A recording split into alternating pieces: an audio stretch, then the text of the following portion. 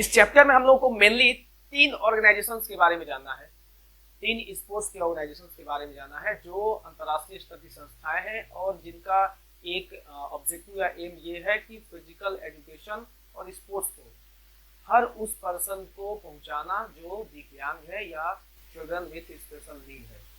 तो इस क्रम में 3 ऐसी संस्थाएं आती हैं। सबसे पहले तो पैरा ओलंपिक आता है, फिर स्पेशल ओलंपिक आता है। 3 ऐसे गेम्स हैं, para Olympic, special Olympic and the third is deaf Olympic. इन सभी तीनों के अलग अलग अपने वर्किंग क्राइटेरिया है, वर्किंग फील्ड्स हैं और इन सभी से ऊपर एक संस्था है जो इनको असिस्ट और गाइड करती है। अभी इसके पहले जस्ट मैंने आपको उसके बारे में थोड़ा सा इंट्रोड्यूस किया था। It was IFAPA। IFAPA का पूरा नाम था international federation of adapted physical activity. इसका काम क्या है? एक्चुअली IFAPA क्या करती है, ये असिस्ट और गाइड करती है पैरा ओलंपिक्स को, स्पेशल ओलंपिक्स को और डीफ ओलंपिक्स को, ताकि वो प्रॉपरली ऑर्गेनाइज हो और प्रॉपरली जो है उनके रूल और रेगुलेशन समय समय पे मॉडिफाइड होते रहें, जिससे कि ज़्यादा से ज़्यादा फिजिकल एजुकेशन और स्पोर्ट्स को लोगों तक डिलीवर किया जा सके। ठीक है, तो हमने एक देख लिया कि IFAPA जो है एक बहुत बड़ी संस्था है, अंतर्राष्ट्रीय स्तर की संस्था है, जिसका एम ये है कि असिस्ट करेगी पैरा ओलंपिक को, स्पेशल ओलंपिक को और डीफ ओलंपिक को। ठीक है, आइए आगे बढ़ते हैं थोड़ा सा। मैंने यहाँ पर लिखा हुआ पैरा ओलंपिक्स। पैरा ओलंपिक एक बहुत बड़ा इवेंट है। It is similar and equal to Olympics for the disabled person. समझ पा रहे मैं क्या चाह रहा हूँ? मैं ये कहना चाह रहा हूँ कि it is equal to Olympics for the disabled sports person. ये जो पैरा ओलंपिक है ये ओलंपिक के ही बराबर का है, लेकिन ये किनके लिए है? ये डिसेबल्ड स्पोर्ट्स पर्सन के लिए है। बहुत बड़ा प्लेटफॉर्म है ये, जो भी डिसेबल्ड स्पोर्ट्स पर्सन है उन सभी लोगों के लिए बहुत बड़ा प्लेटफॉर्म है। IPC को हमने आपको पहले ही बताया है, it's full name is international para Olympic committee, और ये 22 सितंबर 1984 को ये बनी थी, फॉर्म हुई थी। If we talk about the Paralympic eligibility, there are 10 eligibility which are considered as eligibility for participating in Paralympic Games. The first is impaired muscle power.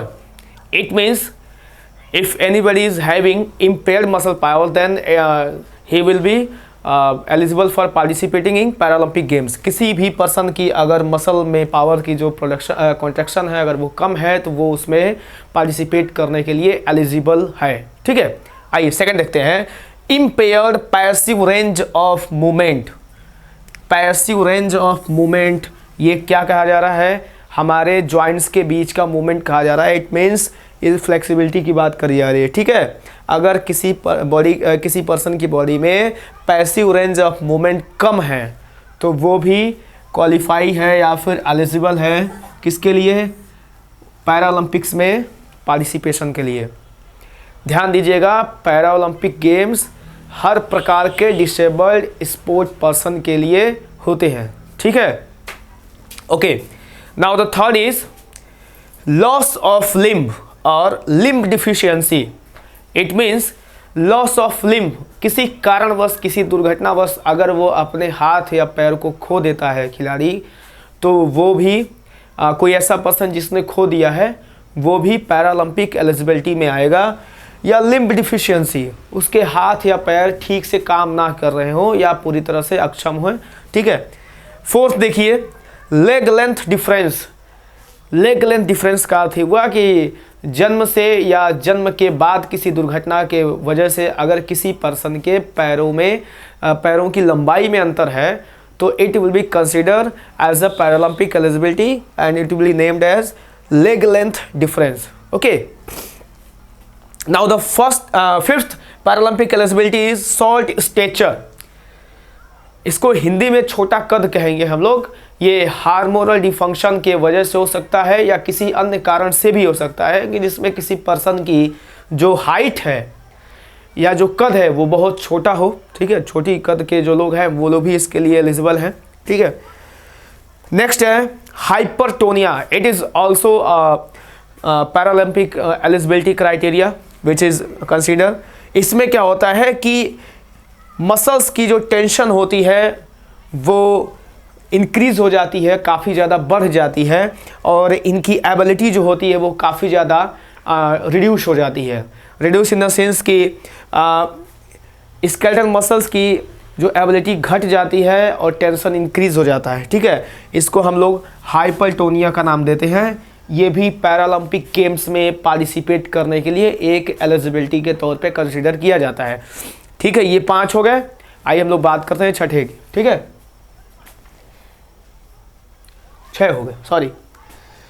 सातवीं बात करते हैं, इसको हम लोग अटैक्सिया का नाम देते हैं, और ये क्या होता है, अनकोऑर्डिनेटेड मूवमेंट होता है caused by damaged nervous system.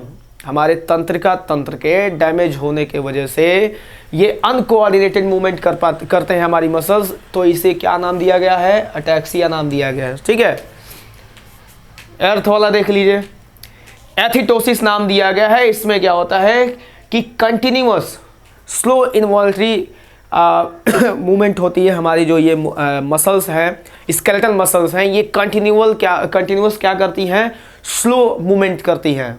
हमारे नर्वस सिस्टम से ये बहुत अच्छे से कोऑर्डिनेट नहीं हो पाती हैं, so it is known as athetosis. ठीक है, विजुअल इम्पेयरमेंट आप समझ ही रहे हैं, जो लोग दृष्टिबाधित हैं। ठीक है, और इंटेलेक्चुअल आप समझ रहे हैं, जो लोग डिसीजन मेकिंग, प्रॉब्लम सॉल्विंग या सोशल बिहेवियर की कमी जिनके अंदर पाई जाती है, उनको हम लोग इंटेलेक्चुअल इम्पेयर या हम लोग इंटेलेक्चुअल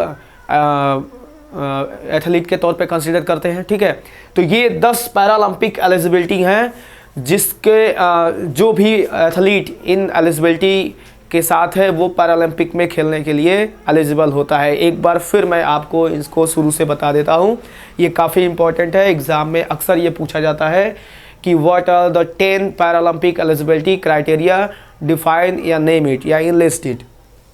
आप इसमें पहला लिखेंगे impaired passive range of movement, second लिखेंगे इम्पेयर्ड मसल पावर, थर्ड होगा लॉस ऑफ लिम्ब और लिम्ब डिफिशियंसी, फोर्थ होगा leg length difference, and the fifth is short stature, छोटी हाइट, हाइपरटोनिया। सेवेंथ है आपका ataxia, athetosis, visual impairment, and the last and finally 10th is intellectual impairment. My dear students, it was a very important topic for your upcoming board exam, so I wish you will getting help from my videos, so like, comment, share. Thank you. Jai Hind.